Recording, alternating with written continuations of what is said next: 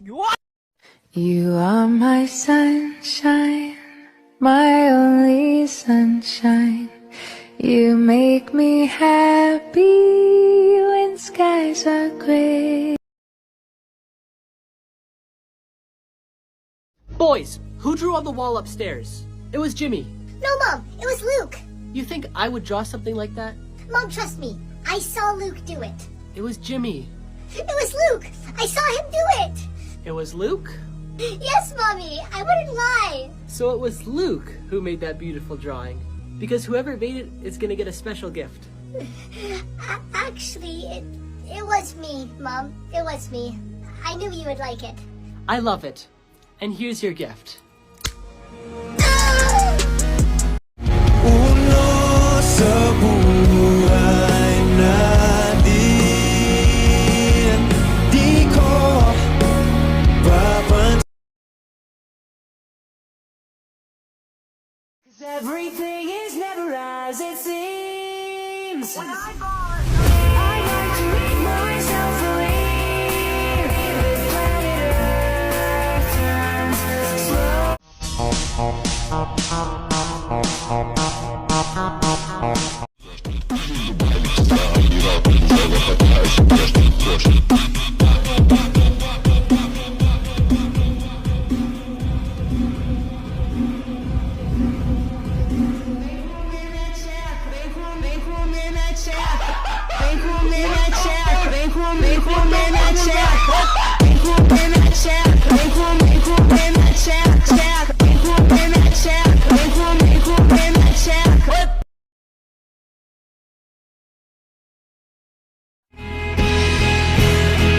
Close your eyes, dry your tears, 'cause when nothing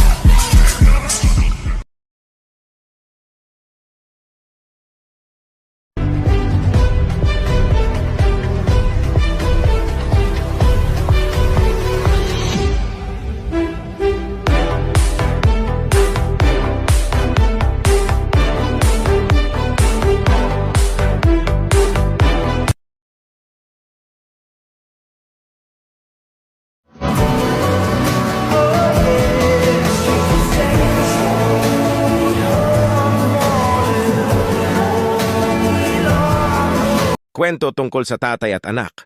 Nagtanong ang anak sa kanyang tatay. Sabi ng anak. Tay, pwede ba magtanong? Sagot ng tatay sa kanyang anak. Sige anak, ano yon? Tay, magkano ang sweldo mo kada araw? Medyo nagtaka si tatay sa tanong ng anak. Di mo na dapat pakialaman yon.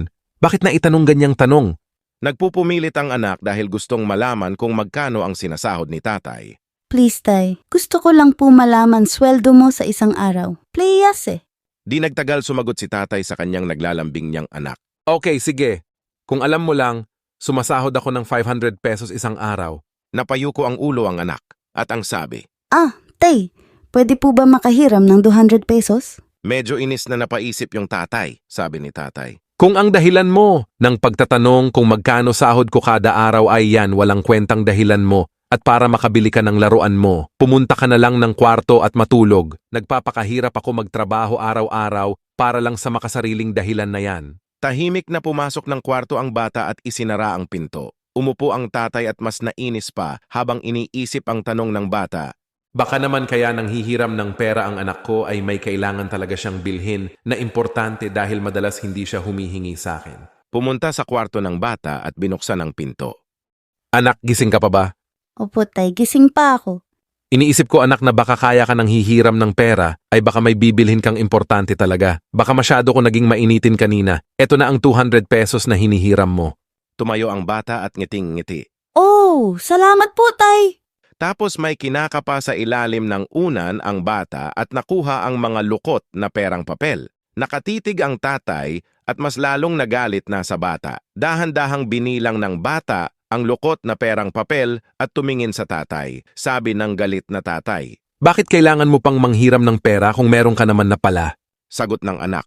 Dahil hindi po sapat ang perang naipon ko, pero ngayon po sakto na, Tay. Tay, meron na po akong 500 pesos. Pwede ko po bang bayaran ang isang araw mo bukas para makasama at makalaro man lang kita maghapon? Gusto po kita makalaro. Natulala ng saglit ang tatay, tumulo ang luha, pagkatapos niyakap niya ng mahigpit ang bata. Huminging tawad sa lahat, lalo sa kawalan niya ng oras para sa anak. Guys, maikling paalala lang po, baka nga naiibigay mo ang pangangailangan ng pamilya at anak mo. Pero baka dahil sa pagsisikap natin para kumita, wala kang oras sa kanila o kaya nasa malayo ka lagi. Tandaan mo bilang isang magulang, hindi material na bagay lang ang kailangan ng mga anak sa buhay nila, kundi ang gabay at presensya mo sa kanila bilang magulang. May oportunidad na para sa'yo para makapiling mo sila. Magkaroon ng oras ganon din ng pera para sa kanila at sa mga pangarap nila. Desisyon mo lang hinihintay. Naghihintay ka pa ba na sabihin yan sa'yo ng anak mo?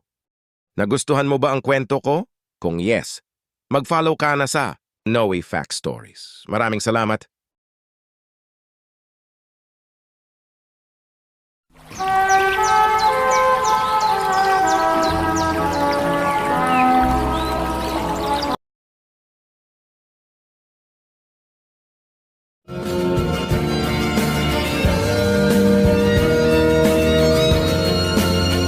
Cause you only need the light when it's burning low.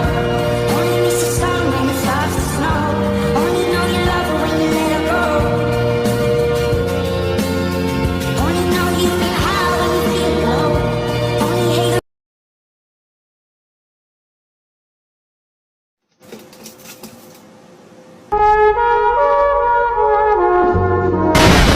Sinungaling si tatay. Tay, kain ka na po. Sige lang anak, kumain na si tatay, ubusin mo yan. Tay, bakit hindi ka pa po natutulog? Hindi pa inaantok si tatay nak eh. Sige, matulog ka na ulit. Tay, magkakaroon po kami ng field trip. Gusto ko pong sumali. Ganun ba nak? Sige, maghahanap si tatay ng pera. Tay, ito po tubig, oh. Hindi nak, sa'yo na yan. Mahaba pa ang lalakarin natin, baka mauhaw ka. Hindi rin naman nauuhaw si tatay. Tay, nagugutom na po ako. Wala pa po tayong pagkain. Pasensya na nak, hindi kasi ako pinasahod ngayon sa trabaho eh. Sandali, mangungutang si tatay. Hintayin mo ko. Tay, mahirap po ba yung trabaho mo? Lagi ka po kasing umuuwi na pagod na pagod. Hindi nak, madali lang ang trabaho ni tatay. Huwag mo nang isipin si tatay, buksan mo na lang tong dala ko. Sigurado akong matutuwa ka. Wow, bagong tsinelas! Pero tay, maayos pa po ang tsinelas ko. Dapat po ay bumili na lang kayo ng sa inyo. Sira na po ang tsinelas nyo, oh. Puro na po alambre, tay. Nagagamit ko pa naman to na kaya ayos lang. Yang bago mong tsinelas, susuotin mo kapag aalis tayo. Tay, salamat po sa paghatid. Wala yon anak. Sige na, pumasok ka na. Naglakad ang bata papasok sa school pero huminto rin agad ito at nilingon ang kanyang tatay. Tumatakbo si tatay palayo na parang nagmamadali. Tiningnan ng bata kung nakatingin ba ang guard ng school pero may kausap ito. Agad itong tumakbo palabas at hinabol si tatay. Huminto si tatay sa isang construction site. Nakita ng anak ang kanyang tatay na siyang humihingi ng tawad sa isang lalaking may helmet sa ulo na galit na nakatingin sa kanya. Matapos nun ay tumakbo na si tatay paloob at paglabas niya ay nakalong sleeve, may gloves at helmet na siyang suot. Nakatago lang ang bata habang pinapanood ang kanyang tatay na magbuhat at maghakot ng mga mabibigat na bagay. Minsan ay sinisigawan siya ng kaparehong lalaki kanina kapag bumabagal si tatay. Nakikita ng bata sa mukha ng kanyang tatay ang pagod pero pinipilit niya pa ring magtrabaho. Nang magmeryenda ay binigyan sila ng tinapay pero nagtaka ang bata nang hindi yon kinain ni tatay.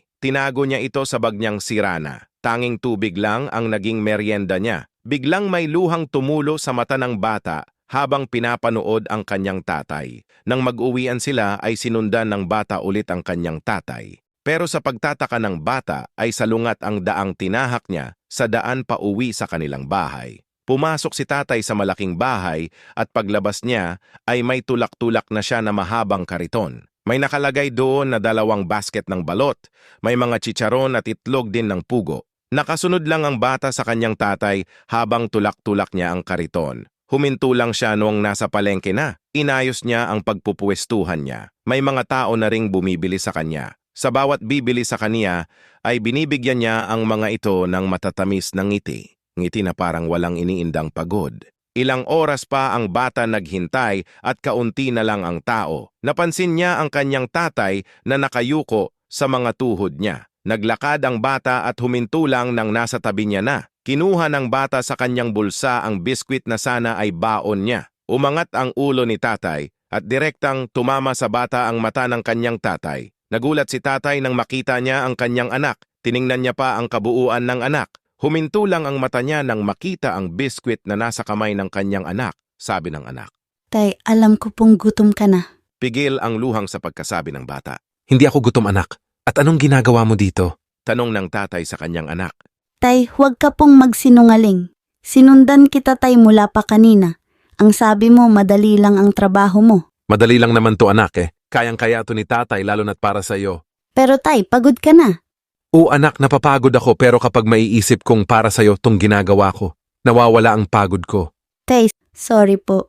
Wala ka dapat ihingi ng tawad, anak.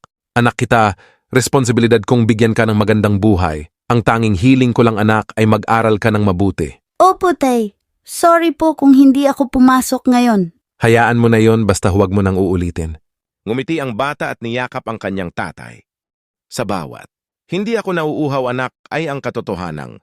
Nauuhaw ako anak pero handang tiisin ni tatay para sa'yo. Sa bawat, hindi ako nagugutom anak, busog si tatay, ay ang katotohanang. Nagugutom na si tatay anak pero alam kong mas kailangan mo yan. Sa bawat, hindi nilalamig si tatay anak, ay ang katotohanang. Nilalamig na si tatay anak pero mas kailangan yan ng maliit mong katawan. Sa bawat, hindi pa ako inaantok anak, ay ang katotohanang. Hindi ako makatulog anak. Iniisip ko kasi kung paano mababayaran ang mga bayarin natin. Sa bawat, hindi ako pagod anak. Kayang-kaya to ni tatay, ay ang katotohanang. Pagod na ako anak, pero para sa'yo kakayanin ni tatay. Kahit ilang trabaho pa ang pasukan ko anak, handa kong pasukan, mabigyan ka lang ng magandang buhay. Nagsinungaling si tatay. Nagsinungaling siya sa totoong nararamdaman niya para lang bigyan ng kanyang anak ng magandang buhay. Pahalagahan at mahalin ang bawat ama. Hindi nyo man makita ang mga ginagawa nila o pakiramdam nyo man na sa kanila kayo'y walang halaga. Nagkakamali ka. Tandaan mo, isang malaking sinungaling ang mga ama. Kaya nilang itago ang hirap at pagod nila. Hirap at pagod na nararamdaman nila, mabigyan ka lang ng maayos na buhay. Kung nagagalit kayo dahil pakiramdam nyo wala lang kayo sa kanila, na hindi niya kayo mahal, na puro lang mali nyo ang napapansin, nagkakamali ka ulit. Dahil sa bawat sakit at iyak na nararamdaman nyo, sa tuwing ganun ang iniisip nyo sa kanila, ay dobleng sakit ang nararamdaman nila. Hindi nyo lang alam at makita kasi nga nagsisinungaling na sila tungkol sa totoong nararamdaman nila. Walang makakapantay sa pagmamahal ng isang ama sa anak niya. Nagustuhan mo ba ang kwento ko? Kung yes, mag-follow ka na sa Noe Fact Stories. Maraming salamat.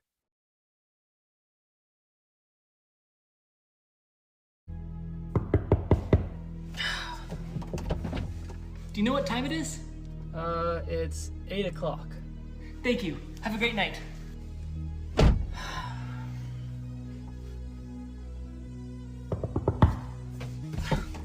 What? Hey, do you happen to know what time it is? It's 8:15. Thanks. Have a good one. That's it.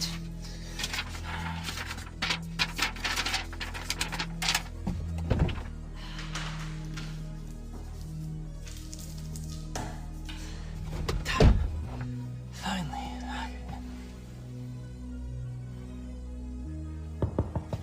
What? I don't know what time it is. I know. That's why I knocked. It's 8:27.